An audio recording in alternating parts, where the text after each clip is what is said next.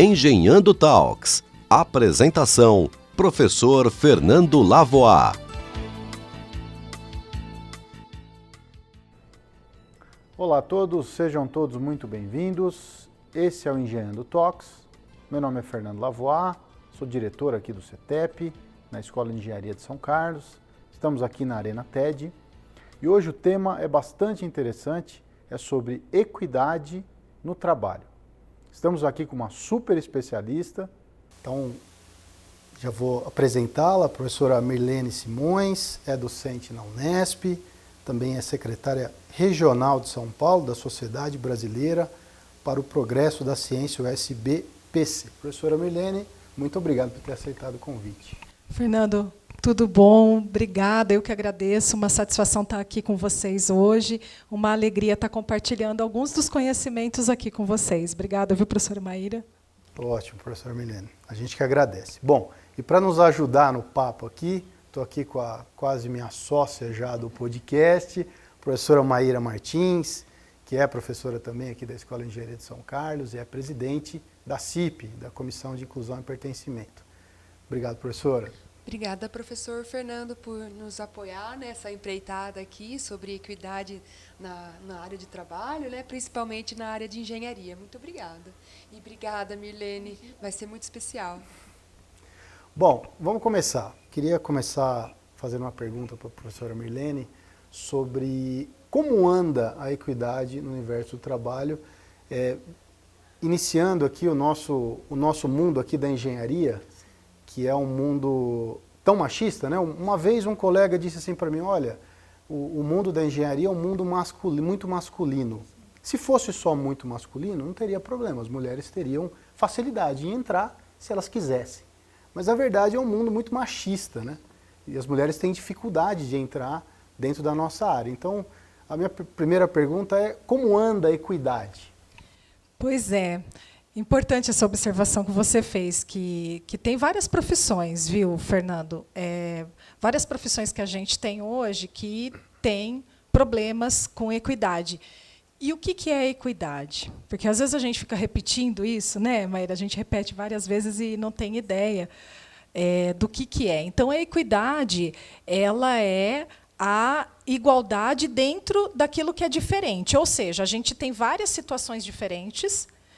No caso da sociedade, a gente tem homens e mulheres, e dentro do campo das mulheres, mulheres negras, mulheres indígenas, mulheres com deficiência. Não dá para a gente ter uma política pública para um segmento só, falar no geral, mulheres. A gente precisa saber quais são essas diferenças para a gente ter, aí sim, a equidade, para que todas consigam alcançar aquele universo, que, no caso aqui, a gente está falando do trabalho.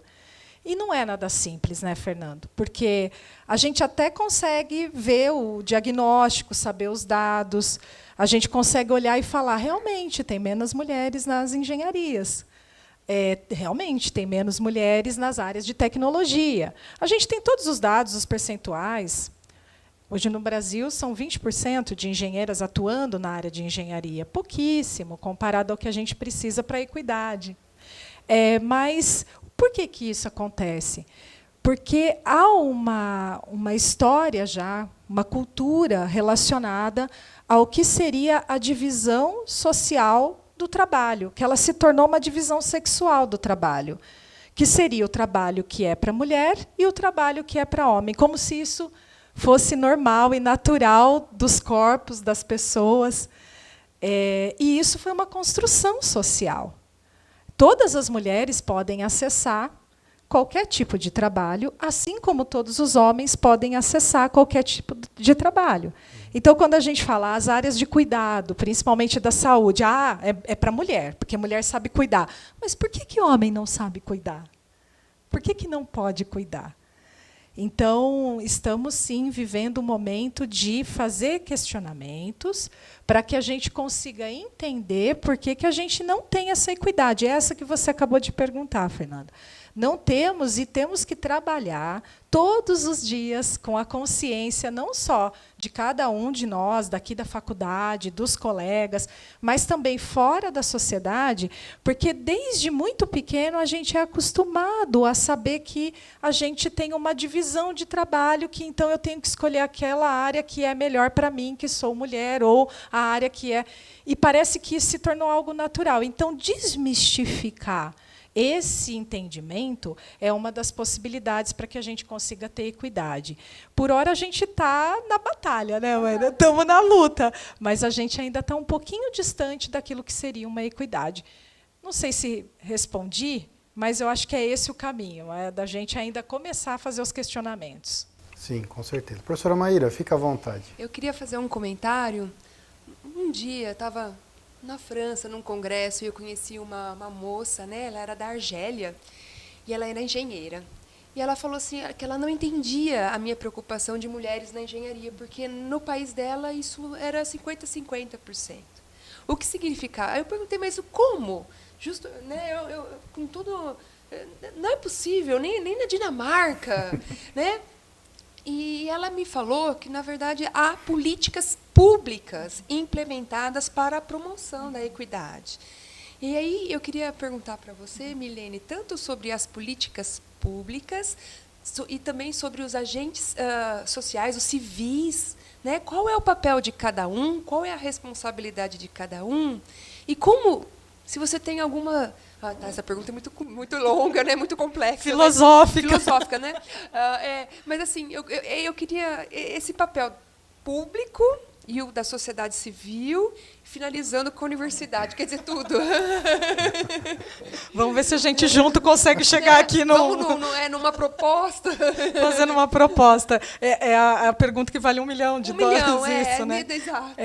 É porque, como eu estava falando, é uma situação que ela vem se naturalizando historicamente. Então, é claro que a gente tem esse problema, porque, historicamente, ela se naturaliza como se a gente tivesse mesmo que ter uma divisão sexual de papéis. E, quando eu falo isso, eu não estou falando, mas é claro que existem diferenças biológicas. Sim, existem.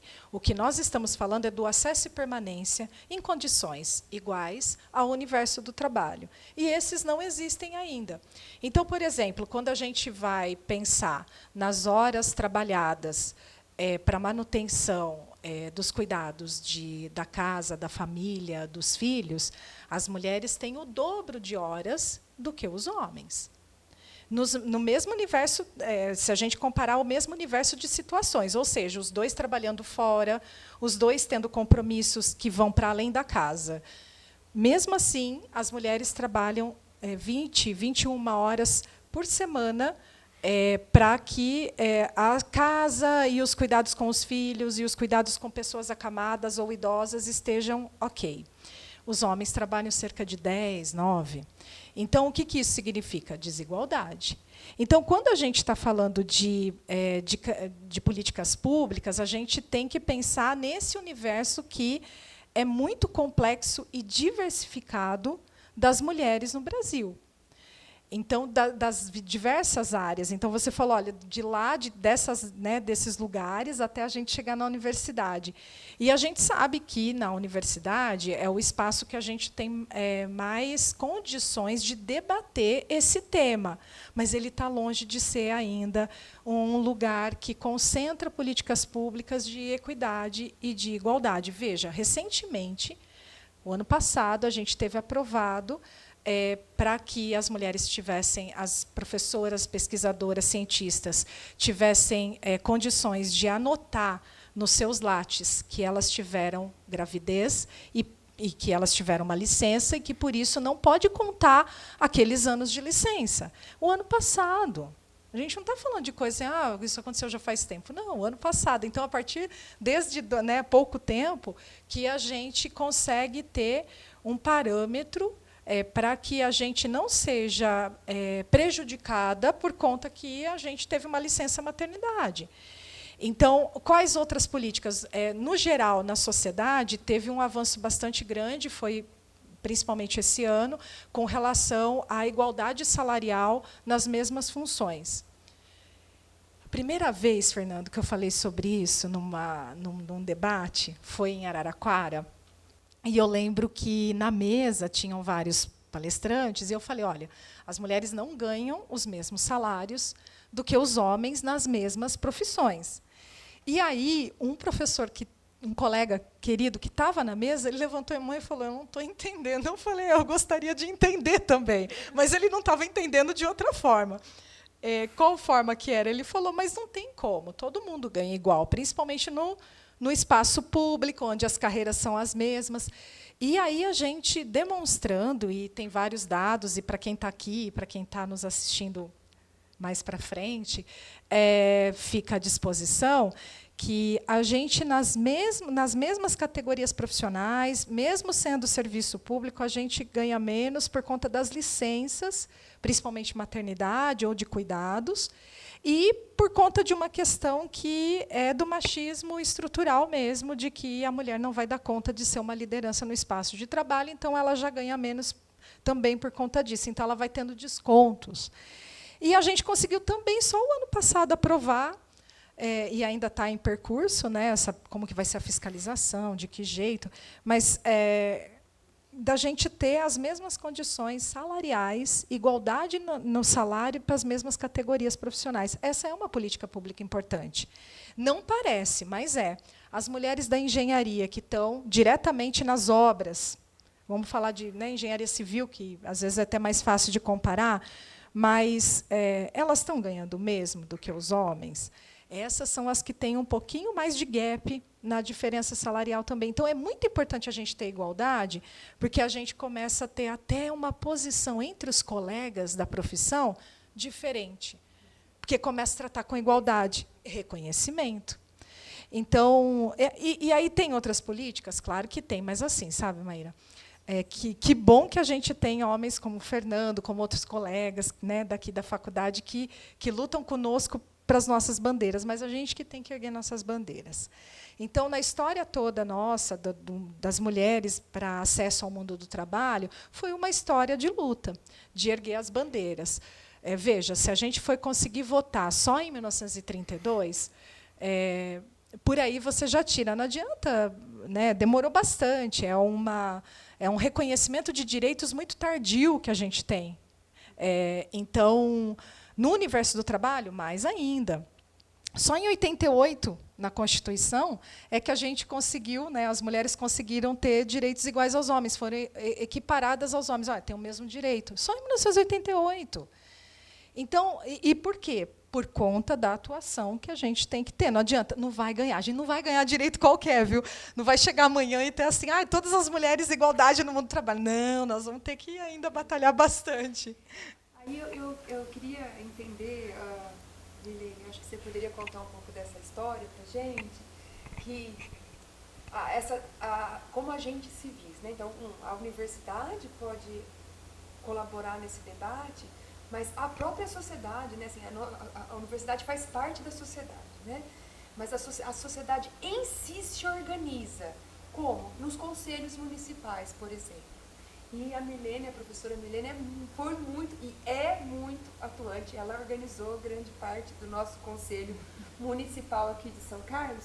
E eu queria que você contasse um pouquinho sobre a importância da comunidade como agente incitador, né, das políticas públicas. Porque a gente cutucando, talvez a gente consiga avançar. E até levando as demandas, né? Eu queria que você contasse um pouquinho dessa história, desse seu caminho, como, né, não só debatedora na universidade, mas como uma grande promotora da equidade na sociedade mesmo. Esse seu caminho que a gente queria saber um pouquinho. Os conselhos, aqui na faculdade mesmo, a gente sempre conhece os conselhos universitários, né, e como é importante esses conselhos para que a gente tenha uma pluralidade de pensamentos, de ideias, e também para a gente conseguir constituir uma rede de interesses comum. E os conselhos que atuam na cidade, eles têm esse caráter também. No caso do Conselho de Direito das Mulheres, é muito importante, porque os conselhos, assim, em toda a história que a gente tem recente do Brasil, para a Constituição de Direitos das Mulheres, foram os conselhos de direito das mulheres que tiveram um papel determinante, junto com os movimentos. Por quê? Porque, por exemplo, quando estava tendo debate para a aprovação da Constituição, da nossa Constituição, não existia uma entidade federal, mas existia um conselho de direito das mulheres, que é quem se organizou em torno das políticas e em torno das atividades. Inclusive, foi esse conselho o primeiro a ser regulamentado na Constituição para que dá vazão para essa questão da equidade, do universo das mulheres com direitos, proposta de direitos. E quando a gente chega no Conselho Municipal, é a chance que a gente tem de reunir mulheres de diferentes áreas, tanto com relação às suas vidas, mas com relação à sua atuação também. Então, a Maíra fez parte comigo do Conselho de Direito das Mulheres. A gente foi 2 anos conselheiras junto, e era essa diversidade. A Maíra aqui da USP, eu de uma outra cidade, né, docente numa outra cidade, não aqui de São Carlos.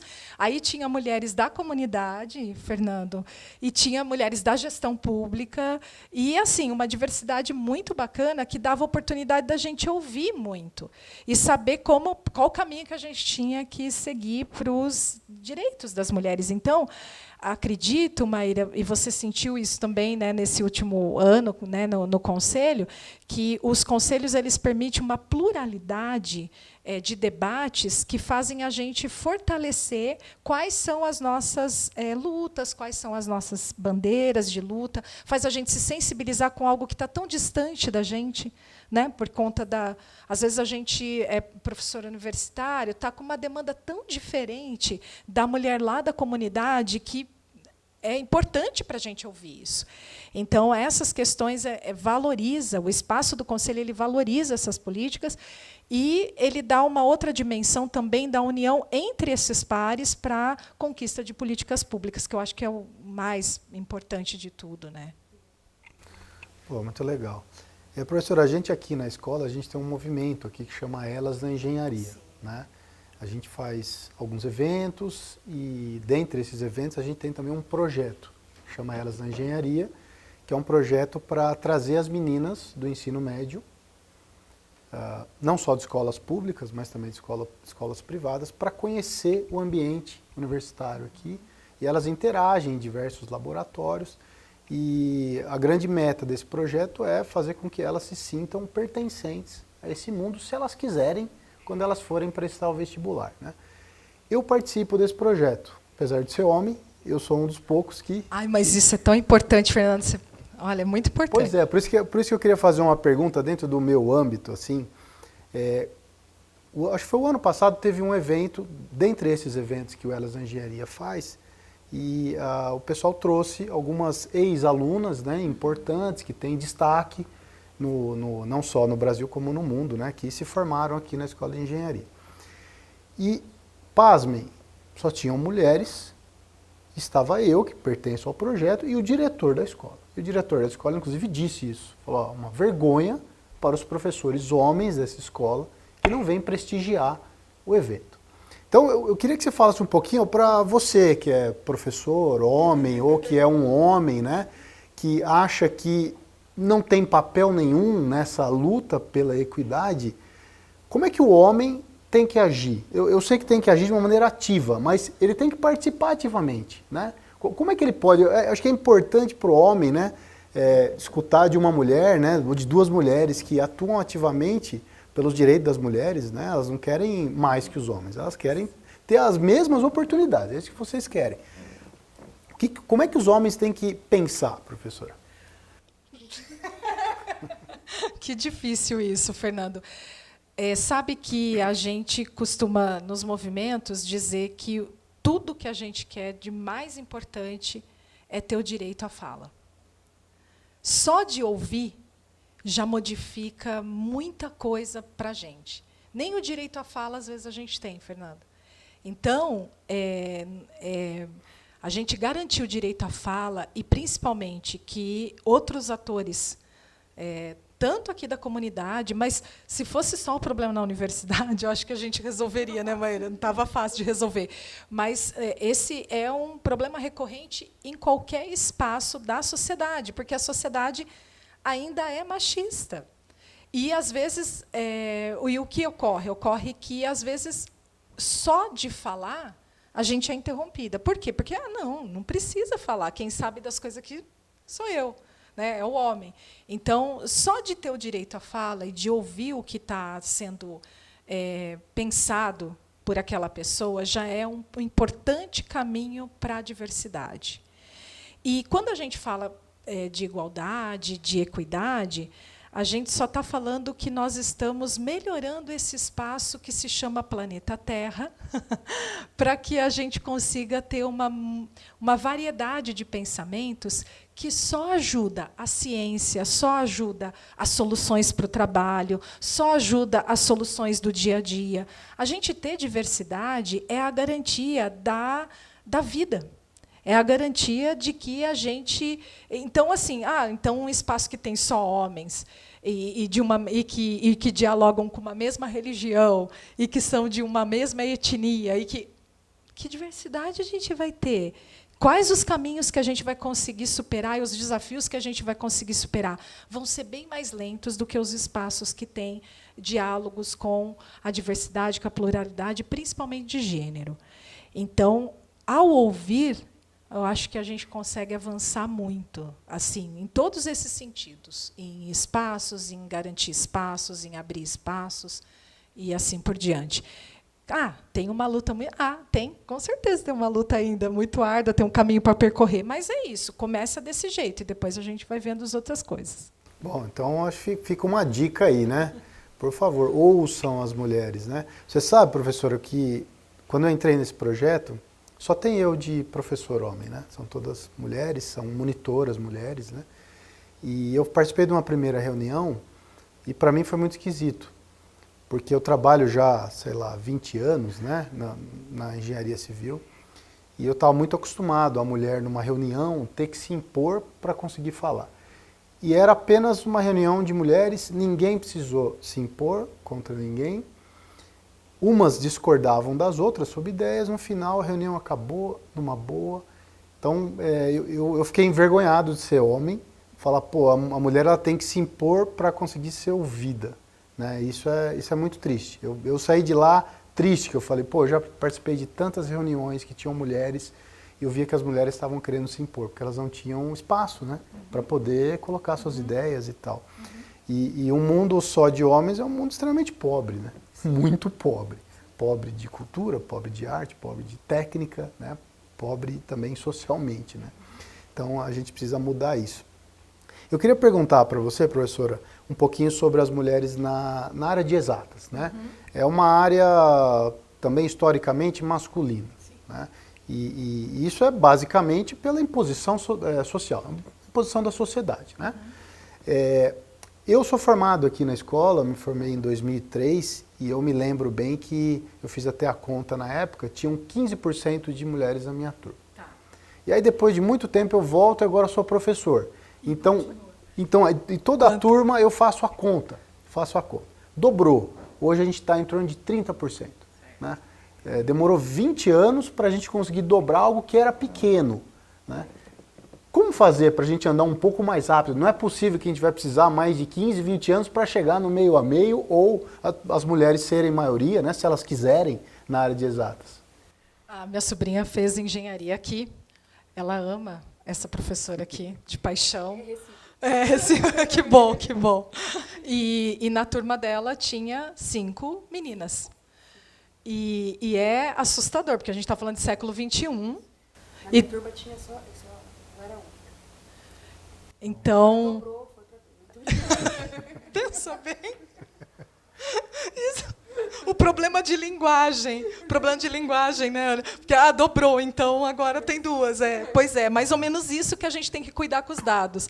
Porque quando a gente fala das engenharias, e aí também, a gente tem uma série de referências com relação a essa literatura, esses estudos, depois a gente pode deixar também à disposição na descrição aqui do bate-papo, do podcast, mas nas engenharias a gente tem uma história que, infelizmente, ela se repete, porque a gente não conseguiu ainda superar os preconceitos que existem dentro disso, que, como a gente obrigatoriamente já foi fadada, nasceu mulher, então você tem que ser a que cuida, a que olha pelas crianças, a que cuida dos idosos, a que cuida da casa, a que cuida do companheiro. Então, como você já nasceu com isso, você já é vista dessa forma, você, então, não precisa ter tanto tempo dedicado a estudar, a se concentrar em determinadas fórmulas, a ficar horas sentadas necessárias para se absorver conhecimento, e, mais do que isso, para reverter esse conhecimento em uma reflexão.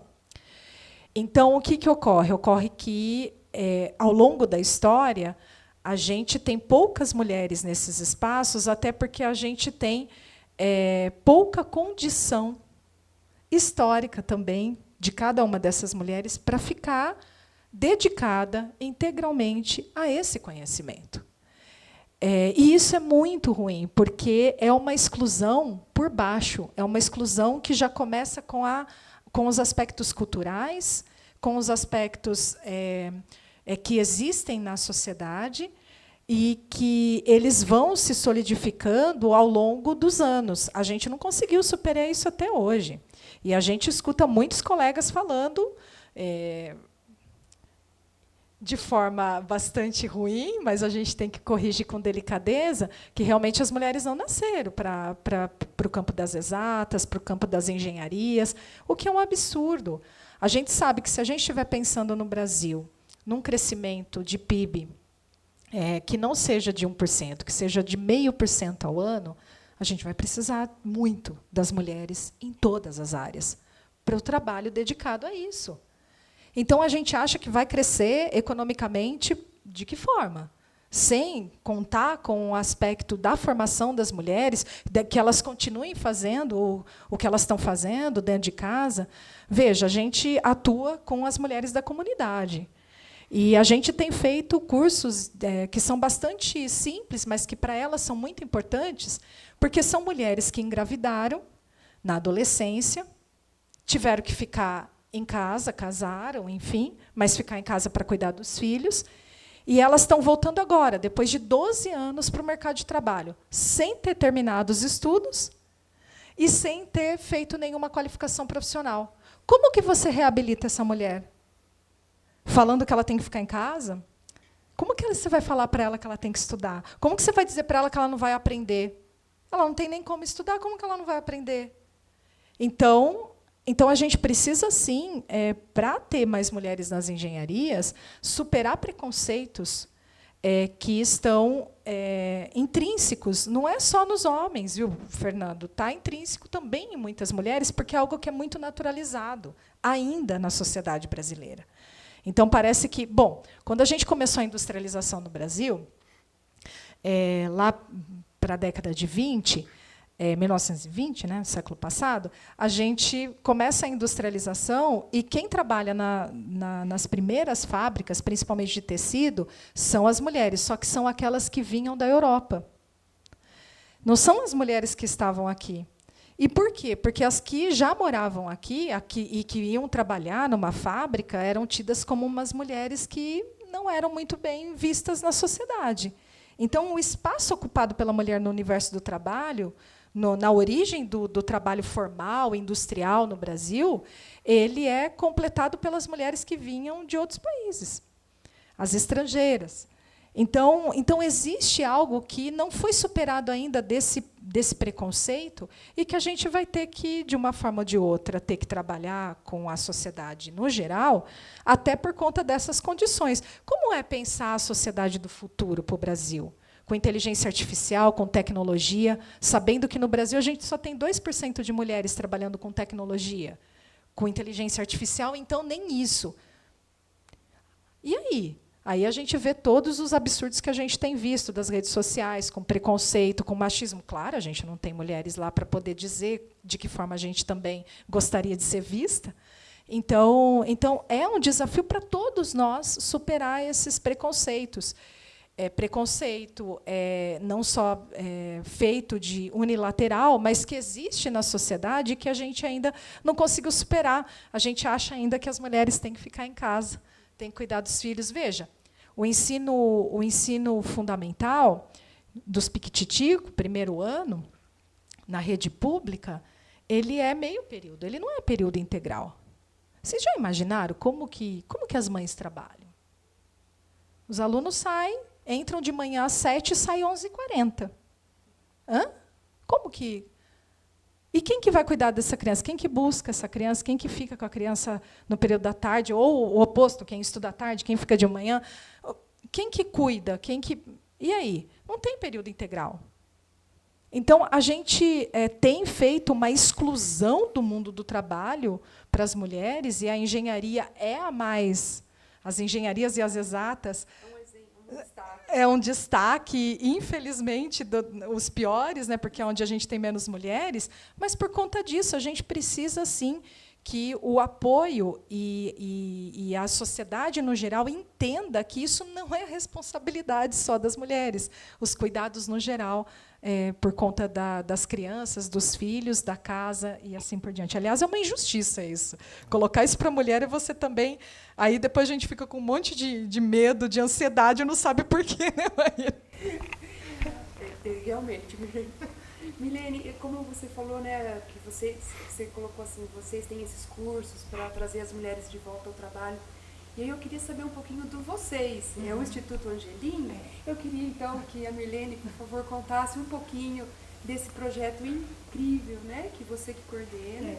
E contasse, porque é importante que a sociedade conheça esse projeto, que a gente conheça. E começou dentro da faculdade. Na época, eu não lecionava aqui na região, mas é importante lembrar que a universidade é o celeiro de grandes ideias. É na universidade que a gente consegue, pública no Brasil, consegue criar, transformar e assim por diante.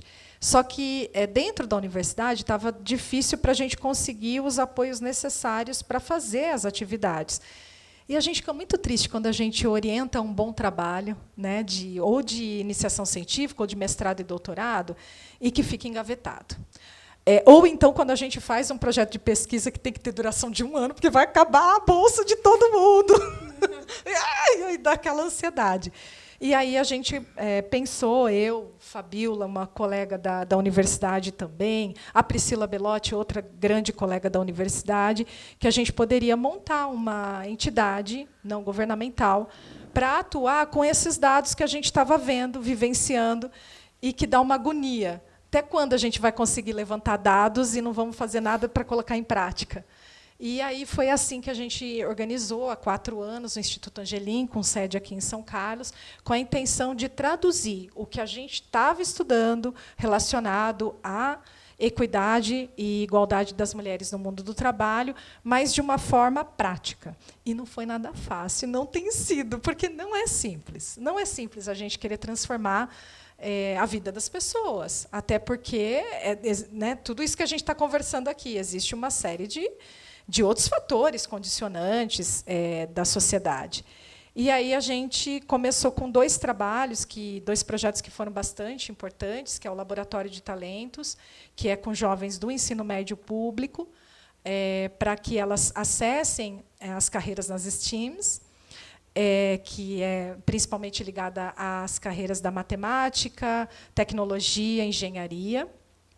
E a gente criou também um projeto que se chama Colabore, que é com mulheres que já estão na fase adulta, mas que têm uma dificuldade de acesso ao mundo do trabalho por conta desse grande gap que ficou na vida delas por conta delas terem se afastado, até por conta dos cuidados todos que elas tinham que ter em casa, e se afastado da educação e do trabalho. Então, isso foi um grande diferencial para as nossas vidas, e tenho certeza que para a vida dessas mulheres também, tanto na juventude quanto estamos com vários dados. de acesso à universidade. Temos exemplo aqui na plateia, a Ana, que está ali, e de outras jovens que a partir do projeto, se entusiasmaram. Sabe, Fernanda, às vezes você até falou isso agora há pouco, né, numa mesa com várias mulheres, o quanto é difícil os homens prestigiarem.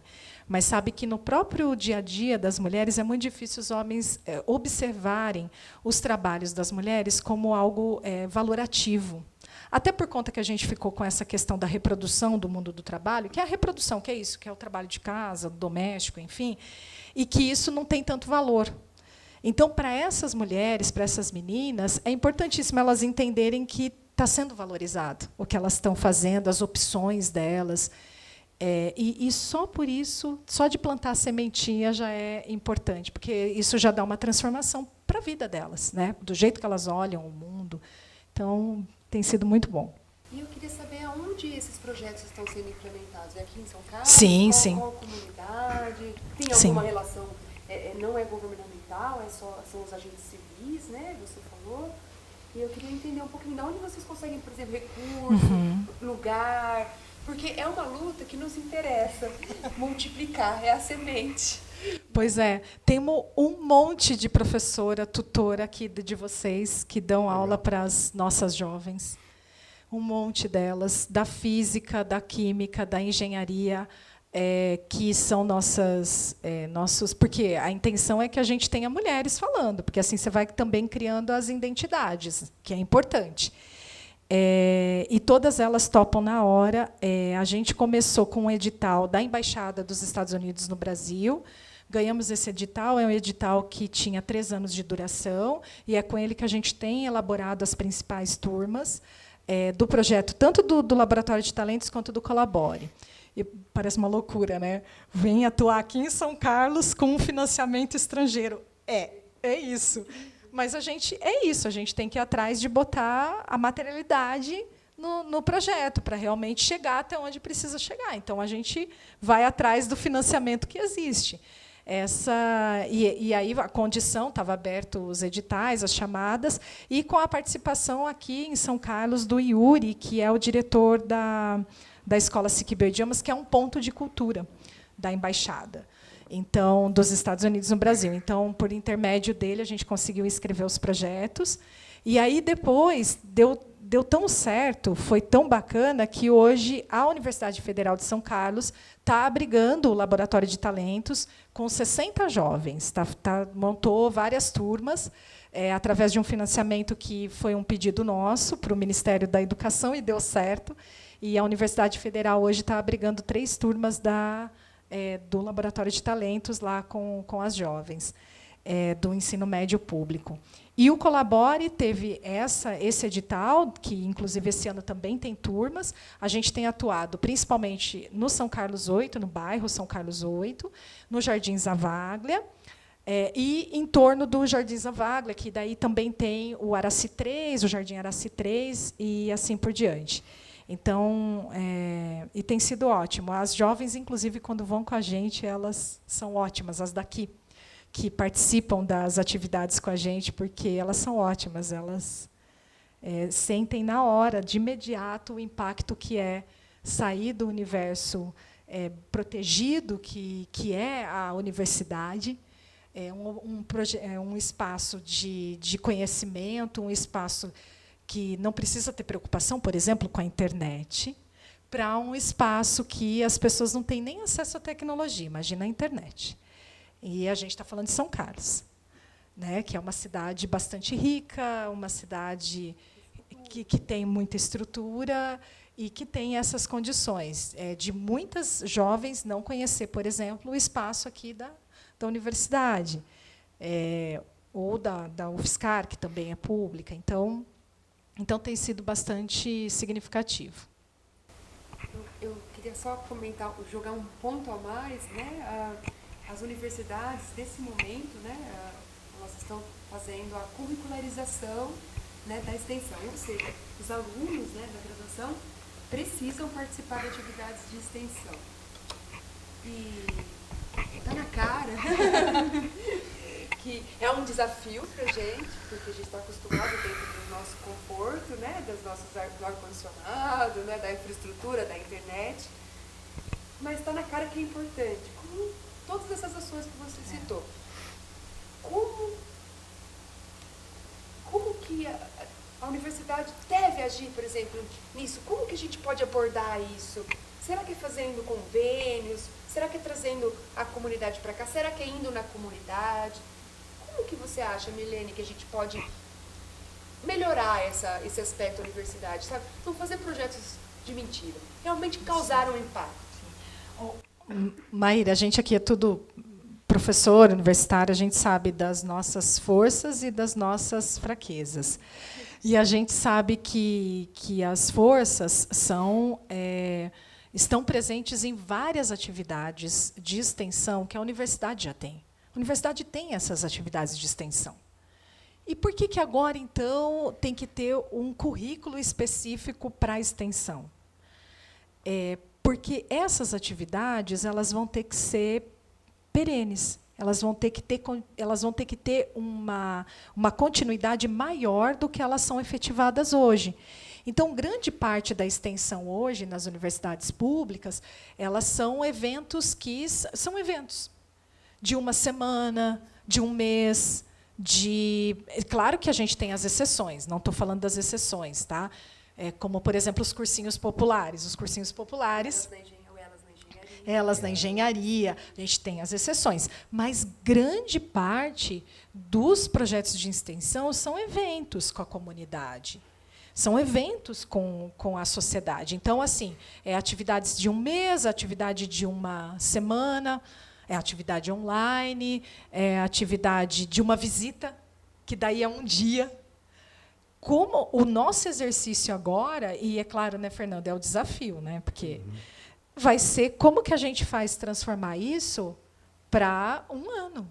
Um ano que seja um ano acadêmico, né, curricular, mas é isso. Como que a gente faz para ser um ano? Como que a gente faz para envolver os alunos com isso também? E eu acredito muito que é uma grande oportunidade para a universidade estar mais presente ainda no dia a dia da sociedade. Transpor os muros e as barreiras. Por quê? Porque a sociedade, no geral, não tem muito... Assim, não tem muito interesse, até porque é muito difícil as coisas que a gente fala. Às vezes, a gente fala muito difícil. Às vezes, a gente não consegue traduzir o que a gente está estudando. E aí? Então, a gente vai ter que fazer esse desafio também, né, de colocar no currículo aquilo que a gente pode transpor. Como que a gente pode traduzir?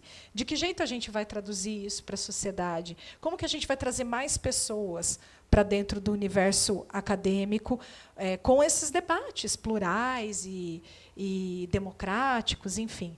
Então, vai ser muito bom. Vai ser muito bom. A ciência ela vive da diversidade. A ciência ela é democrática no seu sentido. Por quê? Porque ela dialoga com diferentes tipos de formação, de tese. Imagina, o que é uma tese? Uma tese nada mais é do que o debate de múltiplos saberes. Olha que coisa democrática, maravilhosa. Como que a gente traduz isso para que a sociedade também faça parte? Então, também com isso, acredito que com essa forma do currículo agora, da extensão, a gente consiga também fazer com que as pessoas se sintam mais próximas e aí consigam defender também a ciência, a universidade pública e assim por diante. Interessante, professora. Eu acho que vai ser está sendo, né, professora Maíra, um grande desafio a gente organizar. A gente já faz muita coisa aqui, mas esse detalhe que você comentou, professora Milene, é bastante interessante. A gente vai ter que tornar perenes, né, tudo que a gente faz, e muito do que a gente faz é intermitente, né, ele é bem pontual. E se a gente tiver projetos robustos que a gente tem aqui mais perenes, a gente consegue... E aí entra o financiamento, né, Fernando? Porque o projeto que tem a duração de um dia, ele tem um escopo e um tipo de trabalho. Agora, o projeto que vai ter atividade o ano todo, como que o professor vai estar dedicado a isso? Porque ele tem a pesquisa dele também. Sim. Então, isso também tem que ser analisado. Porque... Esse é um debate que a gente É um debate que a gente está tendo aqui. Hoje de manhã a gente teve um debate bem interessante no CTA, não voltado para a extensão, mas poderia ser, né? A gente teve um debate lá, porque a gente só consegue progredir na carreira por meio da pesquisa. Pesquisar, ter grupo de pesquisa, projetos de fomento, publicar artigos. Publicar. Vou morrer, meu problema comigo, eu vou. E a gente tende a deixar de lado o ensino. A gente estava debatendo o ensino. Mas agora vem para o debate a extensão. Porque até então existem professores que gostam da extensão e fazem, né? Mas os que não gostam não eram cobrados para fazer. Agora todo mundo vai ter que fazer. Vai ter que fazer. Então, eu acho que vai entrar no debate a questão extensionista, né? Que é uma vocação da universidade. Ela tem que fazer, né? E agora está sendo cobrado de uma forma mais direta, né, professora Maíra? E a gente está tendo que organizar isso tudo, né? Mas eu tenho certeza que vai dar super certo e que os alunos vão trabalhar firme nisso, né? A gente vai servir como apoio e os alunos serão os protagonistas aí. E eu acho que é uma grande oportunidade, né, para a gente entrar em áreas deficientes, como, por exemplo, a participação das mulheres, né? Elas são, acho que, oportunidades elas aparecerem mais, né, serem mais protagonistas. Esse projeto que eu participo no Elas na Engenharia, fico muito feliz, eu fico muito emocionado de ver minhas alunas, né? A gente tem alguns grupos de extensão dos alunos, então eu fiz questão das meninas virem até o projeto, né, o meu módulo, para elas falarem. Imagina, são meninas aqui de 20 e poucos anos, conversando com meninas que não sabiam que teriam oportunidade de entrar na universidade, que tem 16, 15, 16, 17 anos. É uma diferença de idade muito pequena. Então, aquela menina que está do outro lado de um projeto se vê representada ali, né? Isso é excelente. Eu acho que isso deixa a situação um pouco mais próximo, né, da sociedade e da comunidade. Professora, eu vou comentar aqui de um trabalho que você apresentou na reunião anual do SBPC, o impacto social da ciência e da democracia, como fazer um círculo virtuoso entre elas e a ética. Explica pra gente um pouco o que é esse círculo virtuoso. Porque com a questão toda das redes sociais, da inteligência artificial e até mesmo da robótica, que a gente já está fazendo parte, mas que, para um breve futuro, vai ampliar muito mais, a gente sempre se depara com a questão da ética. E quem discute a ética? Ninguém quer discutir ética, né? Não, ética eu já tenho, já tá tudo bem, está tudo certo. Eu sou ético, é sempre assim. Então, a ideia de fazer esse debate, Fernando, foi justamente pensando nas análises críticas do que é ética, porque, no fundamental, a ética ela é o princípio de você não ferir nenhum tipo de vida que existe no planeta. Não é só o indivíduo, o ser humano, é qualquer outro tipo de vida. Então, aqui no Brasil, a gente tem o Ailton Krenak, que sempre nos lembra dessas questões, da complexidade que é a vida no planeta e o respeito que a gente tem que ter, o respeito a todas essas vidas, sendo elas humanas ou não humanas. E aí, quando a gente fala de ética, a gente tem que, hoje, no momento que nós estamos vivendo, pensar em todas essas formas de vida. Então, imagina, as tecnologias que eu estou fazendo, a ciência que eu estou produzindo, ela não está fazendo mal para ninguém. Só que está poluindo. Só que está comprometendo o emprego de muitas pessoas. Então, como que a gente integra aquilo que a ciência faz com muita rapidez, porque os teóricos todos hoje, principalmente apoiados pela inteligência artificial, as técnicas são muito mais rápidas. Hoje, para publicar, ficou muito mais rápido também, porque daí a gente pede ajuda para a inteligência artificial nos limites que a gente tem de publicar. Então, como que a gente vai fazer com que isso se torne realmente uma responsabilidade integrada para não ofender nenhuma vida?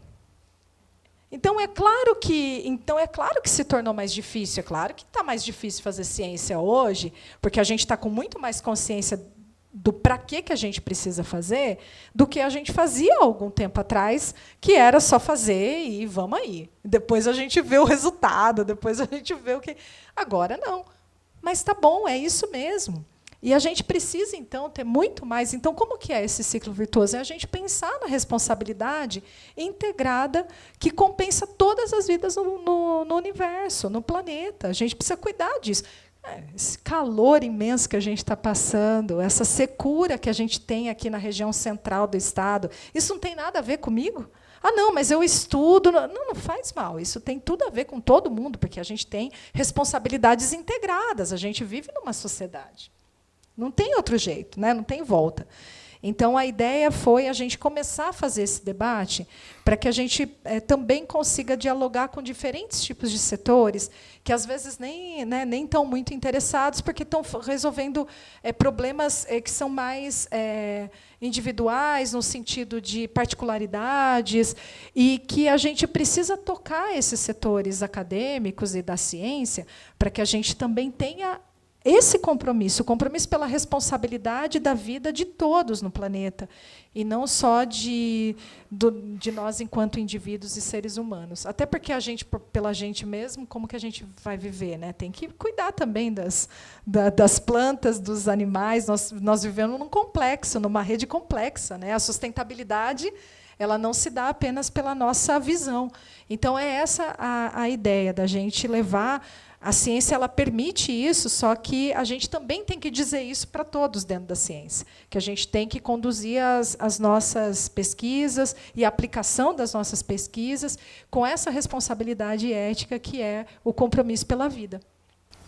Eu queria reforçar essa questão do ético, né, também com relação aos algoritmos que estão sendo criados hoje em dia, os vieses de confirmação. Então, você submete seu currículo, e aí é o nome de uma mulher, e ele não é aprovado com o mesmo conteúdo de um currículo de um nome de homem.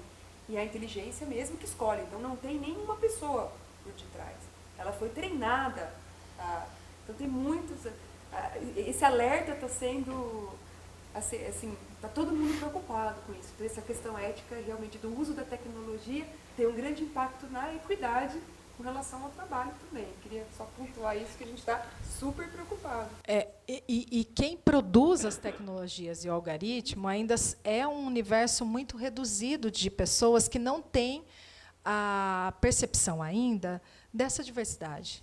Então, faz de acordo com as experiências próprias. E aí, é claro, a gente precisa ter esse diálogo justamente para que não ocorra esse tipo de exclusão. Então... É uma questão. Quer abrir? Eu queria ver se alguém tem alguma pergunta aí, alguém tem interesse. Não? Eu queria... A última pergunta que eu coloquei aqui foi uma pergunta sobre as histórias de sucesso. Não é muito o meu estilo perguntar das histórias de sucesso, mas eu queria saber a história de sucesso da Ana, que está ali. Porque eu acho que esse é o tipo de história de sucesso que eu gostaria de trazer. Quer falar por você mesma? Fala, Ana. Eu acho que seria muito legal. A Ana vai falar. Você fica confortável? Fica. Fala dali. Fica. Sabe aquela história dos homens nos ouvirem? A gente também precisa ensinar as mulheres a falarem. Então, dá para falar sim. Vai falar sim. Eu achei legal que você trouxe a história de sucesso. Eu estudei no Álvaro Guião. E no meu último ano de ensino médio, ofereceram para a gente um projeto só para meninas do último ano, com oficinas semanais e aulas de inglês. E aí que a gente nunca teve isso. Ofereciam isso para a gente às vezes, mas aí chegava, sempre tinha algum valor ou alguma coisa. E aí que eu e minha melhor amiga, a gente resolveu ir. E a minha melhor amiga, inclusive, também é outra história de sucesso. Ela está aqui na USP hoje, na arquitetura. Mas aí a gente foi e realmente mudou a minha vida. Eu sou muito grata por tudo que o projeto fez por mim, porque eram dias em que eu era muito feliz, porque eu via muitas coisas diferentes. Eu fui para a Linguística, eu estudo na Federal, só que eu ficava muito feliz com tudo que a gente via lá, porque eram muitas áreas, assim, muitas atividades que eu não teria oportunidade de fazer se não fosse pelo projeto. Então, eu visitei a USP, a gente tinha muitas experiências assim que eu não teria tido em outros momentos. E isso do espaço universitário também é uma coisa, porque antes do projeto, eu sou são carlense, então assim, eu passava pela USP, eu passava pela Federal, eu não entrava, eu não me sentia pertencente. Então, depois do projeto, eu hoje estou na Federal, mas eu estou sempre pela USP.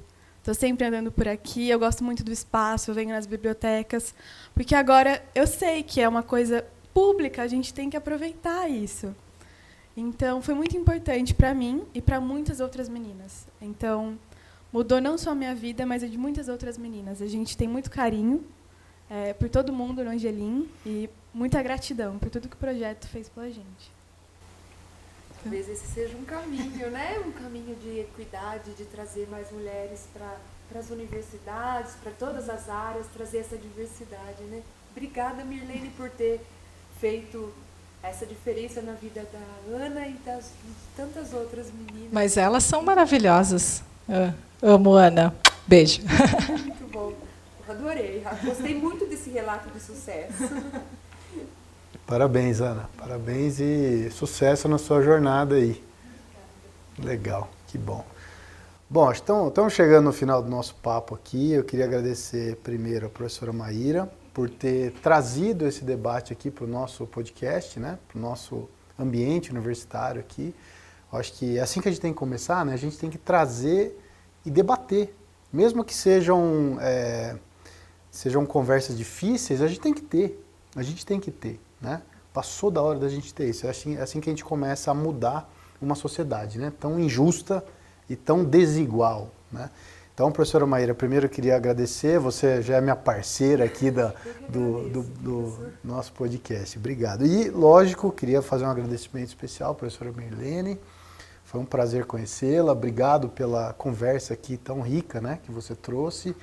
E, bom, já fica o convite. Volto sempre aqui com mais debate para a gente deixar mais plural, né, a nossa universidade. Eu acho que isso reflete na comunidade, na sociedade, né? Eu que agradeço, Fernando. Obrigada pelo espaço. O USP sempre trazendo as inovações necessárias para integrar ciência e sociedade. Obrigada por esse convite. E a amiga, obrigada. Parabéns pelo Dia da Engenheira. Obrigada, Mirlene, por esse debate incrível. Eu que agradeço. E assim, Maíra, você é uma referência para nós. Continue aí na luta, porque a gente está junto, tá? Obrigada pelo convite.